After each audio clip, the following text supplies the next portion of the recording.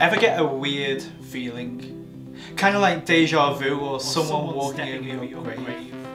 Like your mind is splitting in two and you don't even realise it. No? Yeah, me neither. But then, where the hell do parallel worlds come from?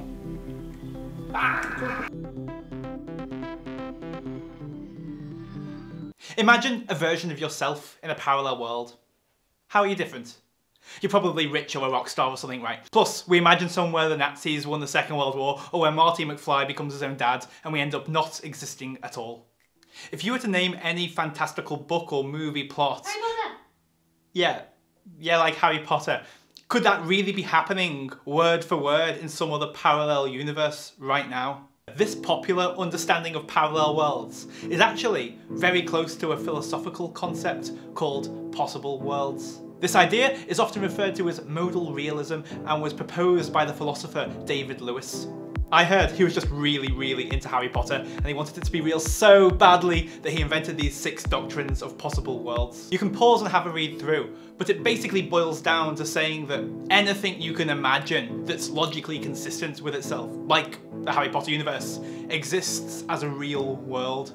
Also, that our world is no more imaginary than these other conceivable worlds. We just happen to be living in this one. Finally, these universes have space and time associated with them, and they are all separated from each other in some other way, making travel between 2 worlds impossible. Sorry, Lewis. What separates a possible world from an impossible world if it's all imaginary? Most people agree that an impossible world is self-contradictory, you know, illogical and paradoxical in its very nature. Like a world where all wizards have green beards, and also Dumbledore's beard is white. It just makes no sense. Why believe this? Well, it's unclear if anyone except for Lewis actually does, but he thinks there's no good reason not to, and as a bonus, butterbeer exists. What's more, is that these possible worlds don't have to be governed by the same physical laws we have, or even any physical laws at all. So magic and Harry Potter? Totally possible. Happening right now. Accio ukulele. Let's move on to something that's completely uncontroversial. Just kidding. It's quantum mechanics. Yep, we're going to talk about cats in boxes, in a moment anyway. First, I need to quickly go over some of the basics of quantum mechanics, so... The first idea behind quantum mechanics was that extremely small things, like electrons, seem to behave differently from big things, like a porcelain horse. They behave so differently that in order to describe electrons, we can't just do as we would with shadow facts here and say, it's yay big, brown, and stood in the middle of my mantelpiece. Instead, we describe the electron as a quantum state. The quantum state is represented mathematically as a wave function and contains all the possible information of the particle, or any collection of particles.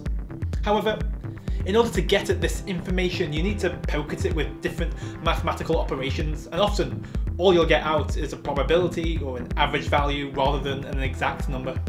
Where it gets interesting is that the wave function can be made out of a mix of different quantum states, each with an associated probability. This is called superposition. It's a bit like having the horse and not knowing whether it's facing left or right. As far as we're concerned, the particle could be in any of a number of states and we don't know which one, but we can find out. How? Simply by measuring it. This is called the Copenhagen interpretation, and it's been around since the 1920s, almost as long as quantum mechanics itself. Once the electron has interacted with the world, for example, by you measuring it, you know for sure what state it is in, and so the wave function collapses from all those different superposition states into a single state, the one you saw. Many physicists are perfectly happy with this, but others asked why it should collapse into this or that state when it had a good probability of being in another. It was all too mysterious, too random, too just plain bizarre. But then, physicist Hugh Everett came along in 1957 and said, nope, that's not what's happening. He thought that we were so fixated on this measurement-induced collapsing effect that we were missing what the wave function was actually telling us. It wasn't that the wave function was collapsing into one possibility of a measurement, but that the world itself was literally splitting off into every possible result of a measurement, and we just happened to be in one of them, observing that result. This theory became known as the Everettian interpretation of quantum mechanics, or just many worlds for short. According to many worlds, every second the universe is forking out into an unimaginably large number of branches due to the different ways quantum events can occur. But would you really know the difference between two of these parallel universes if something as small as the position of a single electron is the only difference between them? I guess only if quantum effects could somehow be amplified to affect the real world. Is that possible? Hey, didn't I mention something about a cat a minute ago? It's a thought experiment about animal cruelty that has captured the popular imagination. We put a cat in a box with some poison gas that will only be released if an unstable atom radioactively decays. That bit is the quantum event. The amplification bit is whether the cat is killed or not by it. The thought experiment was actually imagined as a critique of the Copenhagen interpretation, which could lead you to say that the cat is both alive and dead until you open the box and the wave function collapses. But what does the many worlds interpretation say? Well, it says the universe will split into parallel realities, some where the atom decayed and the cat is dead, and some where it hasn't yet and the cat is alive. So you simply remark that you do not know yet which parallel world you are living in until you check the box. If many worlds is true, and many eminent physicists do favour this interpretation of quantum mechanics, then we live in a staggering volume of parallel universes, constantly shedding countless versions of ourselves. That's not to say though that these parallel worlds are all nearly identical. If it's not radiation events killing cats, just waiting billions of years can amplify the smallest differences, creating vastly different worlds over time. Although many worlds does preclude Harry Potter and real magic, since all these split off worlds must have the same physical laws as our own. Hugh Everett was more of a sci-fi guy than fantasy anyway. Everett found these new universes by looking at the very small. But can we also find new ones by looking out into the very big? Just how far are we seeing when we look out into the night sky? The universe has been around for about 13.8 billion years, and so the furthest we can possibly see is how far light has been able to travel in that time. And because the universe is and was expanding, that distance is actually around 47 billion light years. This means we're living in the centre of a sort of bubble, whose surface is a cosmic horizon that we can't see beyond. Can we work out what is beyond the sphere of our observable universe? Cosmologist Max Tegmark thinks we can, and his answer is parallel worlds. He says this based on two assumptions. One, that the universe is infinite, and two, that outside our observable sphere, it carries on in much the same way with stars and planets and galaxies and the like. Neither of these are particularly controversial assumptions, but they lead to some pretty bizarre places. He writes, in infinite space, even the most unlikely events must take place somewhere. There are infinitely many other inhabited planets, including not just one, but infinitely many that have people with the same appearance, name, and memories as you, who play out every possible permutation of your life choices. All of these different versions of Earth have their own observable universe, isolated and non-overlapping with ours. They're basically a parallel universe separated by a vast swathe of space. Tegmark even goes on to work out how close your nearest doppelganger likely is. His answer is 10 to the 10 to the 118 meters. Not catching up over lunch anytime soon then.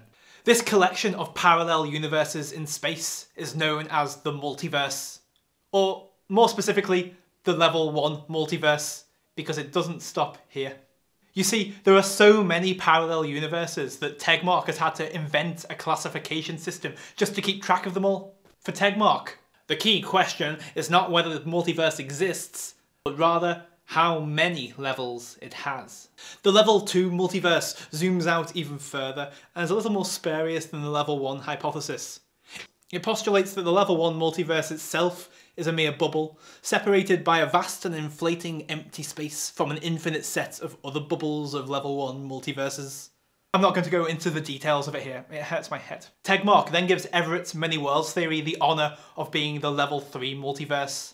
This implies that while level 1 and level 2 multiverses are marked by distinctions in space, they are then simultaneously branching out through streams of different quantum interactions. The fourth and final level, the cherry on top of the multiverse cake, is the mathematical universe hypothesis, Tegmark's most original idea that states that the physical universe is maths. Or in other words, if it's possible to describe with mathematics, then it actually exists. An example he gives of a possible universe is just an empty dodecahedron.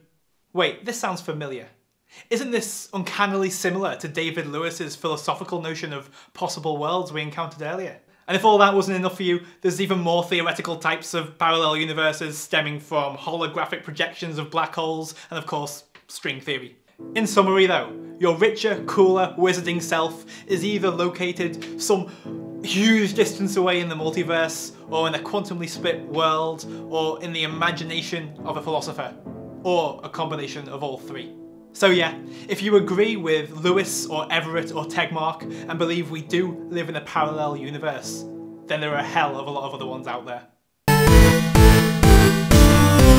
Thanks for watching. That was Where the Hell Do Parallel Worlds Come From? And I'm sure you've got lots of questions about parallel worlds now because I couldn't cover everything. So if you leave a comment below, I'll get back to you.